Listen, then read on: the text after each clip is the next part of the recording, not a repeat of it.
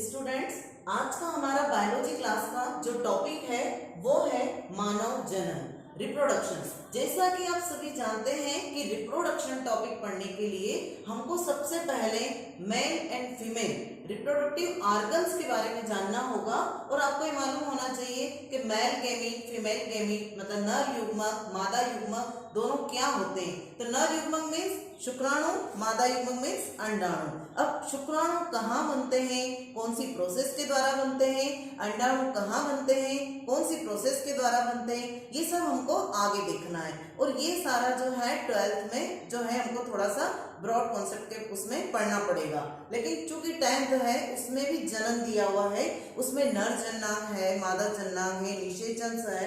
तो हमको पहले जो है नर जनन अंग क्या होता है, मादा जनन अंग क्या होता है और नर जनन अंग में शुक्राणु का फॉर्मेशन कहाँ होता है और मादा जनन अंग में अंडाणुओं का फॉर्मेशन कहाँ होता है, ये हमको देखना है। तो सबसे पहले हम बात करेंगे नर जनन अंग की। तो हम नर जनन अंग की बात करते हैं, नर जनन तंत्र की बात करते हैं, जिसे हम इंग्लिश में कहते हैं male reproductive system, male reproductive system. और इसका सबसे महत्वपूर्ण भाग होता है वो है टेस्टिस, वृषण। वृषण, टेस्टिस, एक जोड़ी वृषण जो है वो पुरुषों में पाए जाते हैं और उन्हीं के द्वारा नर युग्मकों का निर्माण होता है जिन्हें हम कहते हैं शुक्राणु। अब आप देखेंगे शुक्र जो है इसके मेन जो पार्ट्स है उनको मैं आपको बता दी जाती हूँ। सबसे पहले हम देखते हैं इसमें क्या होता है। इसमें होता है एक जोड़ी टेस्टिस, वृषण, जिसे हम हिंदी में कहते हैं वृषण, इंग्लिश में कहा जाता है टेस्टिस। शरीर से बाहर होते हैं ये टेस्टिस जो होते हैं, उदर गुहा के बाहर लटके हुए होते हैं। क्यों बाहर होते हैं, क्वेश्चन आता है कि वृषण शरीर से बाहर क्यों होते हैं। चित्र में आप देखिएगा ये एक जोड़ी टेस्टिस आपको दिखाई दे रहे हैं। ये बाहर से वृषण कोश के अंदर बंद रहते हैं, इनको अंडकोश भी कहते हैं। एक थैलेनुमा संरचना होती है, उस थैलेनुमा संरचना के अंदर ये दोनों लेफ्ट और राइट साइड में जो है एक एक हमारी टेस्टिस पाई जाती है पुरुषों में, और ये टेस्टिस अंडाकार शेप की होती है। आज ये वृषण कोश में बंद रहती है। अब क्वेश्चन ये आता है कि वृषण कोश जो होते हैं, ये वृषण जो होते हैं वो उदर गुहा के बाहर क्यों होते हैं। उदर गुहा के बाहर इसलिए होते हैं कि हमारे शरीर का जो तापमान होता है वो 37 डिग्री सेल्सियस होता है।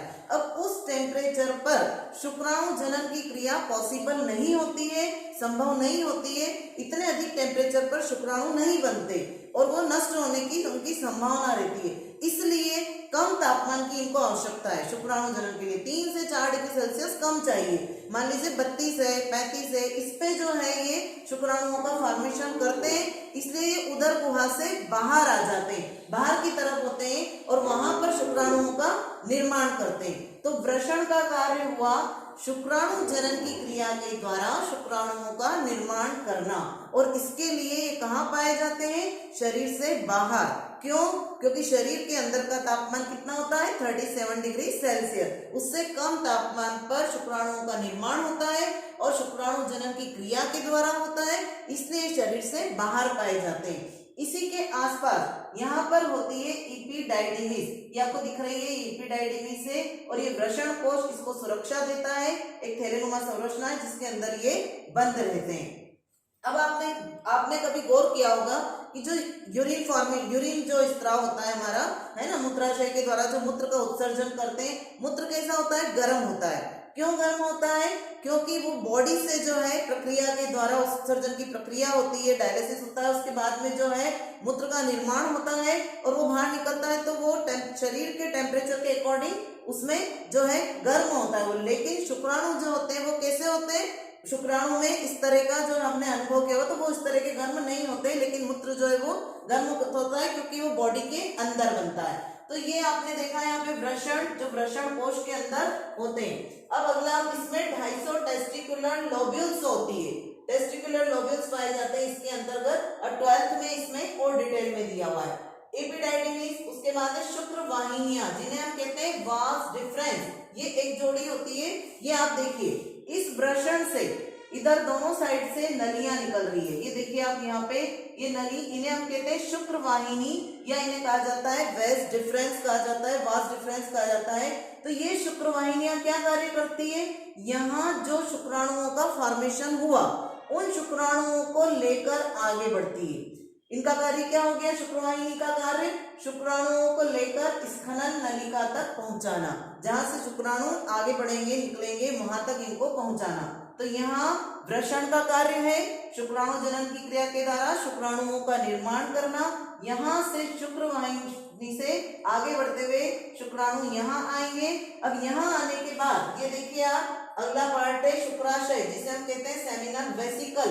एक जोड़ी होते हैं शुक्राशय, शुक्राणुओं का आशय मतलब जहां पे शुक्राणु रहते हैं उनका थैला, थैलेनुमा संरचना।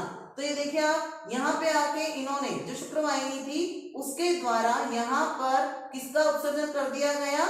शुक्राणुओं का, और शुक्राणु यहाँ पर इकट्ठे होते जाएंगे। जब इसकी जरूरत लगेगी तब स्खलन के द्वारा ये बाहर कर दिए जाएंगे। तो ये शुक्राशय में शुक्राणुओं का आशय, तो यहाँ पे शुक्राणु इकट्ठे रहते हैं। आगे बढ़ते हैं हम। उसके बाद में मूत्र मार्ग यूरिथ्रा, ये यूरिथ्रा आगे जो है मूत्र मार्ग है, और एक होता है इसमें पेनिस, ये पेनिस है जिसे हम शिश्न मार्ग कहते हैं, और इसमें होती है सहायक जनन ग्रंथियां। इन दो ग्रंथियों का इसमें महत्वपूर्ण रोल होता है।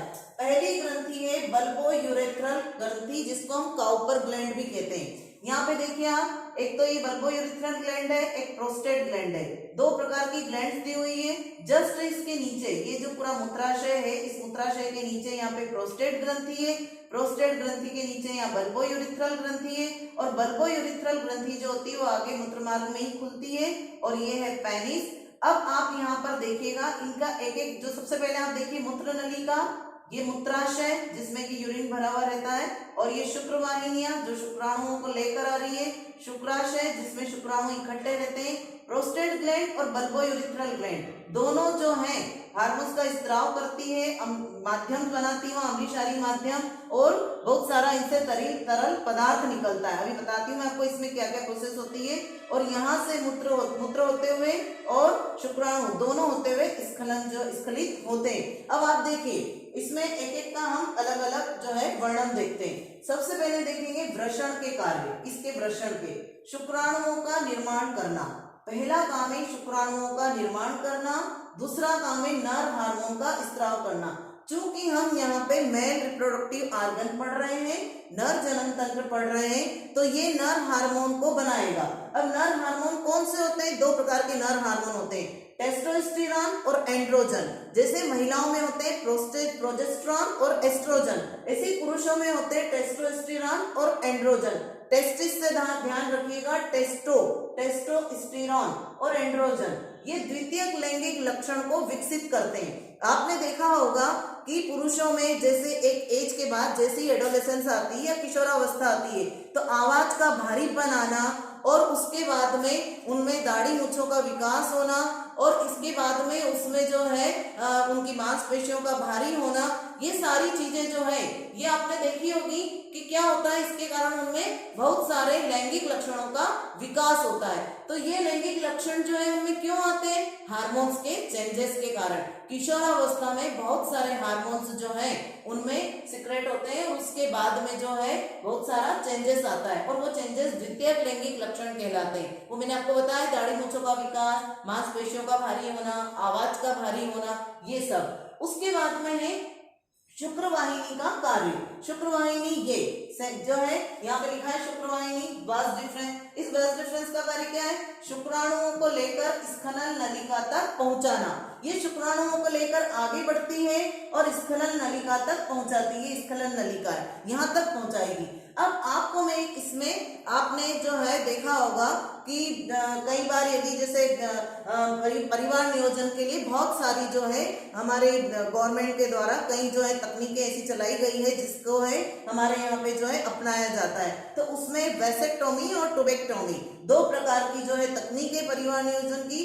तो जो वैसेक्टोमी होती है वो पुरुषों के लिए होती है और ट्यूबेक्टोमी जो होती है वो महिलाओं के लिए होती है।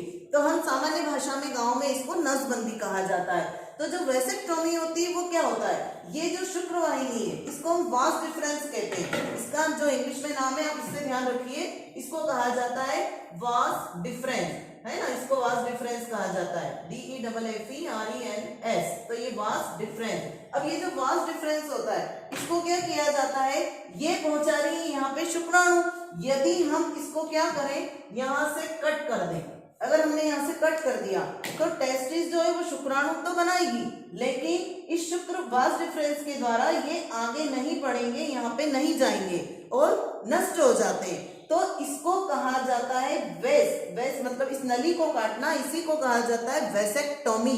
तो ये पुरुषों के द्वारा अपनाई जाने वाली एक प्रकार की तकनीक है जो कि परिवार नियोजन के अंतर्गत अपनाई जाती है। तो ये शुक्राणु यहाँ से निकलना बंद हो जाएंगे, बनेंगे तो सही लेकिन वहां तक नहीं पहुंचेंगे और फिर डिस्ट्रॉय हो जाते हैं। तो ये इसका कार्य है, ये शुक्राणुओं को लेकर स्खलन नलिका तक पहुंचाने का काम करती है।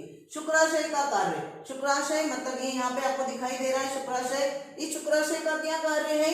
शुक्राशय का कार्य है वीर्य का निर्माण करना।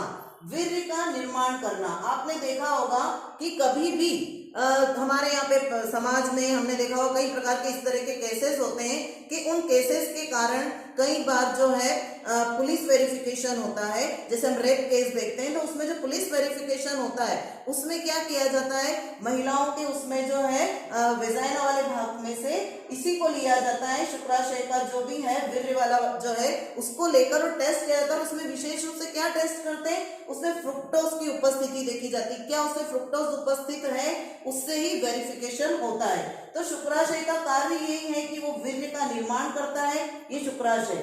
और वीर्य में स्पेशली क्या होता है, फ्रुक्टोज का उत्पादन होता है। उसमें एक प्रकार का तरल द्रव है ये, जिससे क्या होता है, इसमें फ्रुक्टोज क्या करता है, एक प्रकार का कार्बोहाइड्रेट का प्रकार है और ये ऊर्जा देता है जिससे शुक्राणुओं को ऊर्जा मिल सके, एटीपी का निर्माण हो सके। शुक्राणु जो होते हैं आपको ये मालूम होना चाहिए कि अंडाणु और शुक्राणु में से अंडाणु अचल होता है, अपनी जगह स्थिर रहता है, और शुक्राणु जो होता है वो गतिशील होता है और एक्टिव रहता है, सक्रिय रहता है। तो इसलिए इनको एनर्जी के लिए एटीपी की आवश्यकता होती है, इसीलिए शुक्राशय जो है उसमें फ्रुक्टोज का उत्पादन होता है। अब उसके बाद में आता है शिश्न, पेनिस। ये पेनिस वाला पार्ट है। इसमें आप देखिए इसके दो कार्य हैं। नंबर एक, मूत्र का उत्सर्जन और वीर्य का स्खलन। देखिए जो जननांग होते हैं उसमें प्रत्येक पार्ट की अपनी भूमिका है नर जनन तंत्र में, लेकिन सबसे महत्वपूर्ण भूमिका टेस्टिस की है। यदि आपकी टेस्टिस ढंग से काम नहीं करेगी तो यहाँ पे शुक्राणुओं का उत्पादन नहीं होगा, और यदि शुक्राणु उत्पन्न भी हो रहे हैं और यदि शुक्राणु उत्पन्न होने के बाद यदि आप जो है बहुत ज्यादा व्यसन करते हैं, यदि आप बहुत ज्यादा तामसिक प्रवृत्ति के हैं, आप अपना आहार प्रॉपर नहीं लेते हैं, डाइट प्रॉपर नहीं लेते हैं, तो उसके कारण आपके शुक्राणु बनेंगे तो सही लेकिन बहुत जल्दी नष्ट भी हो जाते हैं, जिसके कारण आपने देखा होगा आजकल बहुत सारी समस्याएं ऐसी आ रही है कि बच्चा कंसीव करने में महिलाओं को दिक्कत होती है। तो उसका जो रिस्पॉन्सिबल जो होता है वो केवल महिला ही नहीं होती, पुरुष भी होते हैं, क्योंकि उनके जो शुक्राणु होते हैं वो या तो बनते ही नहीं है किसी रीजन से, या बनते हैं तो बहुत जल्दी नष्ट हो जाते हैं। उसके पीछे बहुत सारे रीजन है, वो आपको आगे की जो प्रोसेस है शुक्राणु जनन, अंडाणु जनन, शुक्राणु, उनमें आगे 12th क्लास के चैप्टर में बताया जाएगा। तो इस तरह से यहाँ पर पेनिस का कार्य हम देखेंगे।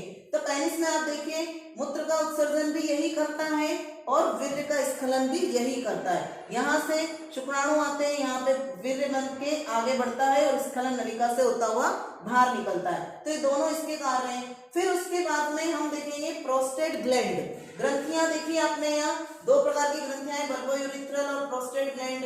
तो प्रोस्टेट ग्लैंड और बल्बोयूरिथ्रल। अब यहाँ ऊपर दी हुई है सबसे पहले प्रोस्टेट ग्लैंड। ये प्रोस्टेट ग्लैंड का क्या कार्य है, ये वीर्य का 1/4 भाग यही बनाता है। ये प्रोस्टेट ग्लैंड जो होती है ये वीर्य का 1/4 भाग इसी से बनता है। और काउपर ग्लैंड जो होती है जिसको बल्बोयूरिथ्रल ग्लैंड भी कहा जाता है, बल्बोयूरिथ्रल और काउपर ग्लैंड दोनों एक ही बात है। ये मूत्र मार्ग को क्षारीय और चिकना बनाती है। क्या होता है जब यहाँ से मूत्र आता है इस पेनिस से होता हुआ, क्योंकि ये मूत्र का उत्सर्जन भी करता है। हाँ, ये भी ध्यान रखिएगा कि जब ये यूरिन का उत्सर्जन करता है, मूत्र का उत्सर्जन करता है, तब केवल यूरिन का ही करता है, तब शुक्राणुओं का स्खलन नहीं होगा। यहाँ पे जो है प्रोस्टेट ग्लैंड के यहाँ पे इस तरह की एक पट्टी का अनुमा संरचना पाई जाती है जिसके कारण रुक जाता है। तो स्खलन नलिका से उस समय यूरिन ही निकलेगा, और यदि शुक्राणु है तो उस समय शुक्राणु निकलेंगे। एक समय में एक ही जो है पदार्थ निकलता है। तो ये इसका काम क्या है, काउपर ग्लैंड का मूत्र मार्ग को क्षारीय और चिकना। क्यों ऐसा, क्योंकि क्या होता है जब मूत्र मार्ग से मूत्र निकलते हुए या पेनिस से बाहर निकलता है तो वहां का माध्यम अम्लीय हो जाता है, और जब वो अम्लीय हो जाता है तो यदि इसी समय यदि यहाँ से शुक्राणु निकल जाए तो शुक्राणु अम्लीय माध्यम में नष्ट हो जाते हैं। तो इसके लिए ये जो कॉपर ग्लैंड है, बल्बोयूरेथ्रल ग्लैंड, जो यहीं खुलती है, ये क्या करती है, क्षारीय माध्यम बना देती है, क्षारीय पदार्थ का स्त्राव करेगी, इस माध्यम को क्षारीय बनाएगी ताकि शुक्राणु नष्ट न हो, और इस माध्यम को चिकना भी बनाती है ताकि वो खिसकते हुए वेजाइना तक पहुंच सके। अब ये यहाँ पर जो है इरेक्टाइल टिश्यू भी होते हैं जो इसको उत्तेजित करने में सहायता करते हैं। ग्लॉन्स ऑफ पेनिस होते हैं, कुछ यहाँ पे ग्रंथियां पाई जाती है। इसके अलावा वीर्य, वीर्य क्या होता है, तो आप देखिए इसको सीमेन भी कहते हैं, आपने टेस्ट पढ़ा होगा सीमेन टेस्ट। ग्रंथियों का जितनी भी ग्रंथियां है, ये बल्बोयूरेथ्रल, प्रोस्टेट ग्लैंड, शुक्राशय का स्त्राव है ना, ये सब मिलके सीमेन कहलाते हैं। क्या होता है इसमें, फ्रुक्टोज होता है, इसमें कैल्शियम होता है, कुछ एंजाइम होते हैं। वीर्य में फ्रुक्टोज, कैल्शियम और कुछ एंजाइम पाए जाते हैं, जिसका स्खलन किसके द्वारा होता है, शिश्न के द्वारा होता है। अब मैंने आपको वेसेक्टोमी बताया, जो कि ये यहाँ पे वेसेक्टोमी, ये दो जो है हमारे वृषण है, टेस्टिस है, और ये आगे यहाँ पे पेनिस है, और पेनिस तक लेकर कौन जा रही है, वास डिफरेंस। वास डिफरेंस मतलब ये यहाँ पे आप देखिए वास डिफरेंस जिसको हम कहते हैं, हिंदी में इसको क्या कहा जाता है, शुक्र वाहिनियां। तो ये वास डिफरेंस इसको लेके जाती है। अब ये जो वास डिफरेंस है, यदि हम इसको यहाँ से कट करेंगे, जैसा मैंने आपको उसमें बताया, ये देखिए इसको यदि हमने यहाँ से कट कर दिया तो शुक्राणु बनेंगे, लेकिन ये आगे नहीं पहुंचेंगे क्योंकि हमने यहाँ पे अवरोध उत्पन्न कर दिया है। तो ये इस प्रकार से जो तकनीक है वो कहलाती है वेसेक्टोमी। बच्चे ट्यूबेक्टोमी और वेसेक्टोमी में कंफ्यूजन होते हैं, उसमें मादा जनन अंग में फेलोपियन ट्यूब को काटा जाता है, इसलिए वो ट्यूबेक्टोमी होती है, और इसमें वास डिफरेंस को काटा जाता है, इसलिए वेसेक्टोमी होती है। इस प्रोस्टेट ग्रंथि में प्रोस्टेट कैंसर भी होता है, इसमें इसके द्वारा प्रोस्टेट कैंसर क्या होता है, कभी कभी हमारी जो ये टेस्टिस है इसमें अतिवृद्धि होने लगती है, तो इसमें जो है कैंसर की संभावना रहती है, तब इसको हटाकर रिमूव भी कर दिया जाता है। एक टेस्टिस से भी, जैसे एक किडनी से भी काम चल सकता है, ऐसे ही एक टेस्टिस से भी शुक्राणुओं का फॉर्मेशन होता है। तो स्त्रियों में तो क्या होता है कि जो अंडाणु होते हैं वो 50-55 साल की उम्र तक ही बनते हैं, लेकिन इसमें जो है टेस्टिस के द्वारा शुक्राणुओं का निर्माण जो है बहुत लंबे समय तक, वृद्ध होने तक भी पुरुषों में शुक्राणुओं का निर्माण होता रहता है।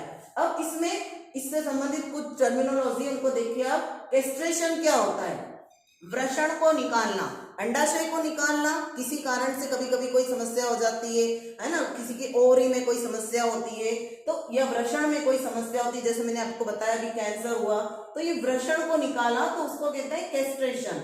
दूसरा होता है एंजियोस्पर्मिया, वीर्य में शुक्राणुओं का लगभग अनुपस्थित होना। ये एक प्रकार की डिसीज होती है कि कभी कभी जो वीर्य निकलता है उसमें शुक्राणु जो होते हैं वो लगभग अनुपस्थित होते हैं, और हमारे यहाँ जो है कई रूढ़िवादिता चलती है, जैसे गांव ग्रामीण क्षेत्र में भी चलती है कि जो है यदि स्त्रियां बच्चा कंसीव नहीं कर पाती है तो महिलाओं को ही दोष दिया जाता है। लेकिन आज के समय में इतने सारे जो है साइंटिफिक रीजंस हमको सबको पता है कि पुरुषों की भी जांच होती है और उसमें बताया जाता है कि उनमें एंजियोस्पर्मिया है, मतलब जो उनका वीर्य है उसमें शुक्राणु लगभग अनुपस्थित है, उसके कारण फर्टिलाइजेशन पॉसिबल नहीं है और बच्चा कंसीव करने में प्रॉब्लम हो रही है। तो ये एंजियोस्पर्मिया है। हीमोस्पर्मिया में वीर्य में रक्त की उपस्थिति, जब कभी वीर्य में जो है शुक्राणुओं के साथ साथ यदि ब्लड भी जो है वो स्खलित हो तो उसे कहा जाता है हीमोस्पर्मिया। तो कैस्ट्रेशन, एंजियोस्पर्मिया, हीमोस्पर्मिया, ये हम चूंकि हम बायो पढ़ते हैं तो सभी स्टूडेंट्स को ध्यान देना चाहिए कि यदि हमारे परिवार में, यदि हमारे समाज में, हमारे पड़ोसी के साथ या हमारे घर परिवार में कभी इस प्रकार की कोई समस्या होती है तो हर चीज का साइंटिफिक रीजन होता है, और हमको अंधविश्वास की तरफ न जाकर उनको वैज्ञानिक तरीके से देखना चाहिए, और हर चीज का इलाज जो है वो संभव है। इसलिए आप रूढ़िवादिता पर न जाकर और वैज्ञानिक सोच को अपनाएं, वैज्ञानिक दृष्टिकोण को अपनाएं, और उसका जो है कहीं ना कहीं उसका जो है सॉल्यूशन निकालने की कोशिश करें। अब इसका जो डायग्राम है वो किस तरह से आप बनाएंगे, उसके पहले मैं आपको बताना चाहूंगी, एक चार्ट है या मॉडल जो भी आप कह लें, हमारे विद्यालय के ही विद्यार्थियों ने इसको बनाया है, मैंने बनवाया अपने मार्गदर्शन में। तो आप देखिए नर जनन तंत्र में यहाँ पे ये दोनों जो है आपको टेस्टिस दिखाई दे रही है, इस टेस्टिस से यहाँ पे ये निकली हुई है स्पर्म डक्ट कहते हैं जिसको, वही शुक्रवाहिनी, ये आगे जा रही है शुक्रवाहिनियां, और कहाँ खुलती है दोनों, शुक्राशय में। और ये क्या है, यहाँ पे मूत्राशय, ये यूरेटर हमारा जो मूत्र जनन तंत्र है और हमारा जो नर जनन तंत्र है, दोनों की आपस में कनेक्टिविटी होती है। तो ये यहाँ पे यूरेटर है ना, ये यहाँ पे जो है मूत्राशय है, मूत्रवाहिनियां मूत्राशय में ही खुलेगी, और यहाँ पर जो है ये दोनों शुक्राशय पाए जाते हैं, जहाँ शुक्राणु इकट्ठे रहते हैं। कौन लाके छोड़ता है? शुक्रवाहिनियां छोड़ती है। शुक्रवाहिनियां कहाँ से लाती है? टेस्टिस से लेकर आती है। और यहाँ पर ये होती है प्रोस्टेट ग्लैंड, ये होती है बल्बोयूरिथ्रल ग्लैंड, और ये यहाँ पर होता है पेनिस, है ना, और ये पेनिस ग्लांस ऑफ पेनिस। तो इस तरह का जो है इस डायग्राम भी है और ये मॉडल या चार्ट भी है, जिससे भी आप समझ सकते हैं। अब ये बच्चों को जो है बुक्स में जो डायग्राम है, हमारी जो बुक्स है एनसीईआरटी की, उसमें कुछ और ये होता कहाँ है? नर जनन तंत्र पेल्विस वाले भाग में। ये हमारा पेक्टोरल वाला पोर्शन होता है, जिसे हम कहते हैं पेक्टोरल गर्डिल, और यहाँ पे पीछे जो है कुले की तरफ पेल्विक गर्डिल। तो यहाँ पे पेल्विस वाले भाग में ये पाया जाता है। तो आपको आपकी जो एनसीईआरटी बुक्स है उसमें थोड़ा सा टिपिकल डायग्राम है, तो हो सकता है बच्चों को बनाने में दिक्कत हो। तो मैं जो आपको डायग्राम थोड़ा सा यहाँ शॉर्ट में बताना चाहूंगी कि आप किस तरह से इसको बनाएं। वैसे तो आप बना लेंगे, आप इसको एक बार चाहें तो मैं यहाँ से थोड़ा सा साइड में हो जाती हूँ। ये काउपर ग्लैंड, आप इसका स्क्रीनशॉट ले लीजिए, एक बार स्क्रीनशॉट ले लीजिएगा। अब जो है इसका डायग्राम किस तरह से बनाना है वो मैं आपको बता देती हूँ। इसमें देखिए आप डायग्राम में आपको क्या करना है, सबसे पहले आप जो है यहाँ पर सबसे पहले मूत्राशय बनाइए। ये बनाया आपने मूत्राशय, ठीक है, इसको आप इस तरीके से करिए। और फिर यहाँ पर आप जो है बनाएंगे प्रोस्टेट ग्लैंड। ये प्रोस्टेट ग्लैंड बनाई आपने, ये प्रोस्टेट ग्लैंड बना दी। यहाँ पे आप जो है 2 शुक्राशय बनाए। इन शुक्राशय के मुंह आपको ओपन रखना है। यहाँ से आप नली निकालेंगे, यहाँ से भी नली निकालेंगे, और नली निकालने के बाद थोड़ा सा इधर कर्व देते हुए टेस्टिस के लिए आप वृषण कोश बना दीजिए।